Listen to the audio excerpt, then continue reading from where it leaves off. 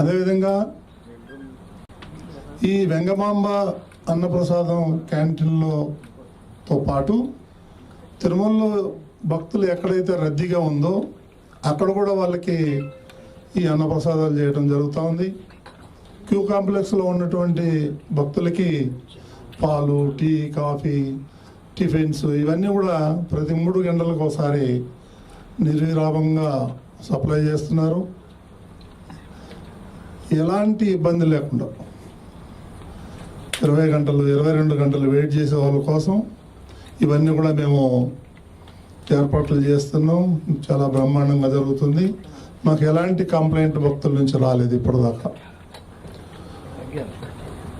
అదేవిధంగా స్థానికులకి ఏదైతే ఉందో గతంలో నెలకొక రోజు దర్శనం చేసుకునే వీలు కల్పించారు. ఆ తర్వాత గత 5 ఏళ్ళు దాన్ని రద్దు చేశారు. దాన్ని మళ్ళీ మేము పునరుద్ధరించడం జరిగింది. ఇకపోతే ఆర్టిఫిషియల్ ఇంటెలిజెన్స్ ఏదైతే ఉందో మొట్టమొదటి బోర్డు సమావేశంలోనే మేము నిర్ణయం తీసుకోవడం జరిగింది. 1-2 గంటల్లో దర్శనం చేయించాలి అనేటువంటి దీంతో ఏకగ్రీవంగా మా బోర్డు సభ్యులు తీర్మానించారు. దాన్ని ఆసరాగా చేసుకొని గూగుల్ వారితోనూ TCS వాళ్ళతో కూడా మేము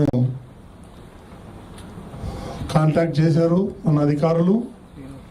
వాళ్ళు 90% రెడీ అయిపోయింది. ఇంకో చిన్న సమస్యలు ఉన్నాయి దాంట్లో.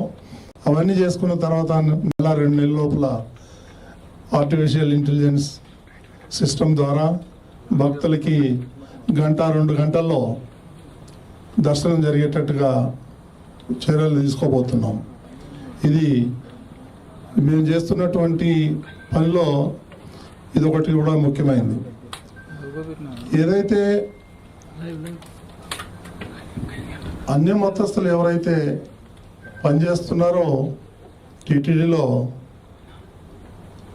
వాళ్ళని వేరే డిపార్ట్మెంట్కి పంపించడమో లేకపోతే వాలంటరీ రిటైర్మెంట్ స్కీమ్ కింద పంపించడం జరుగుతూ ఉంది.